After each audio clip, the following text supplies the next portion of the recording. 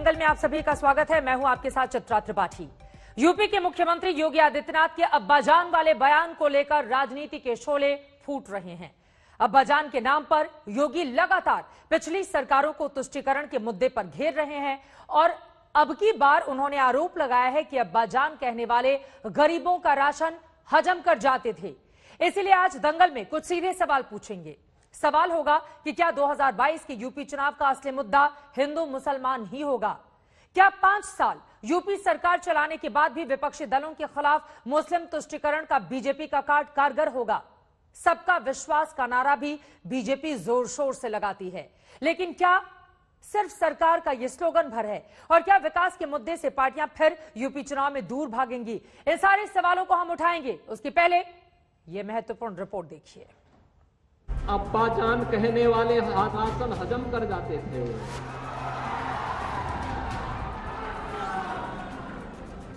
तब कुशीनगर का राशन नेपाल पहुंच जाता था, बांग्लादेश पहुंच जाता था, और आज कोई इन गरीबों का राशन निकलेगा तो राशन तो नहीं निकल पाएगा, लेकिन जेल जरूर चला जाएगा। अब्बाजान के तकिया कलाम को मुख्यमंत्री योगी आदित्यनाथ ने ऐसा पकड़ लिया है कि ये 2022 के यूपी चुनाव का स्टार्टर नजर आने लगा है।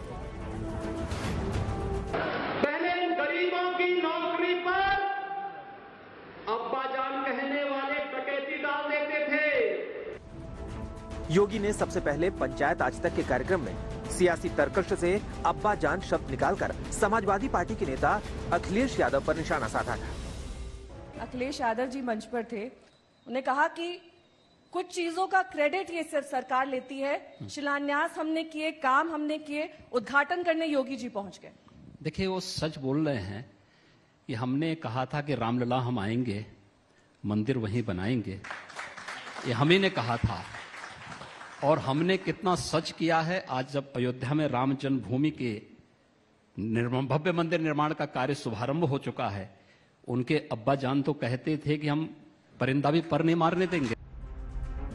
अब्बाजान के बहाने योगी पिछली सरकारों पर तुष्टीकरण का आरोप लगा रहे हैं, लेकिन एसपी, बीएसपी, कांग्रेस समेत विपक्षी दल योगी से उनके कामकाज का हिसाब मांग रहे हैं। मैं ये चैलेंज करके कहता हूं कि समाजवादी पार्टी की सरकार में सिर्फ एक चीज नहीं, सिर्फ राशन की बात नहीं है, चाहे राशन हो, चाहे लैपटॉप्स हो, चाहे डिस्ट्रीब्यूशन की बात हो, हर चीज में सबको बराबर का संभाग मिला है, सबको बराबर की हिस्सेदारी मिली है, सबको बराबर की ताकत मिली है।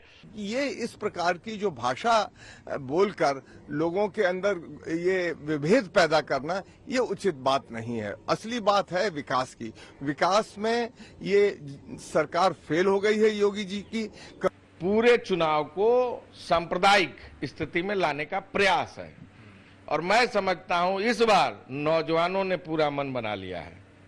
और मुख्यमंत्री से उनका सवाल है कि मुख्यमंत्री जी बताई ना, भर्तियां कहिया होई। यूपी में मुसलमानों के नए नेता बनने की कोशिश कर रहे एआईएमआईएम के नेता असदुद्दीन ओवैसी ने भी योगी को घेरा है। कैसा तुष्टीकरण? प्रदेश के मुसलमानों की साक्षरता दर सबसे कम है, मुस्लिम बच्चों का ड्रॉप आउट रेट सबसे ज्यादा है, मुस्लिम इलाकों में स्कूल कॉलेज नहीं खोले जाते। अल्पसंख्यकों के विकास के लिए केंद्र सरकार से बाबा की सरकार को 16,207 मिले थे, बाबा ने सिर्फ 1,06,02 लाख रुपए खर्च किए। 2017 से 18 में प्रधानमंत्री ग्रामीण आवास योजना के तहत मात्र 10 मुसलमानों को घर मिले। अब्बा के बहाने किसके वोटों का पुष्टिकरण हो रहा है बाबा? देश के 9 लाख बच्चे गंभीर तौर पर कुपोषित हैं, जिनमें से 4 लाख बच्चे सिर्फ उत्तर प्रदेश में हैं। 2017 के यूपी विधानसभा चुनाव में तुष्टीकरण मुद्दा बना था, जब शमशान कब्रिस्तान में भेदभाव को बीजेपी ने हवा दी थी। गांव में अगर कब्रिस्तान बनता है तो गांव में स्मशान भी बनना चाहिए। अगर रमजान में बिजली मिलती है तो दिवाली में भी बिजली मिलनी चाहिए। अगर होली पे बिजली मिलती है तो ईद पर भी बिजली मिलनी चाहिए। भेदभाव नहीं होना चाहिए। अब्बाजान पर राजनीति को गरमा रहे योगी राम मंदिर और 3 तलाक के बहाने भी वार कर रहे हैं। क्या राम भक्तों पर गोली चलाने वाले राम मंदिर बनाते? क्या गोली चलाने वाले और दंगा कराने वाले कश्मीर से धारा 370 को हटाते?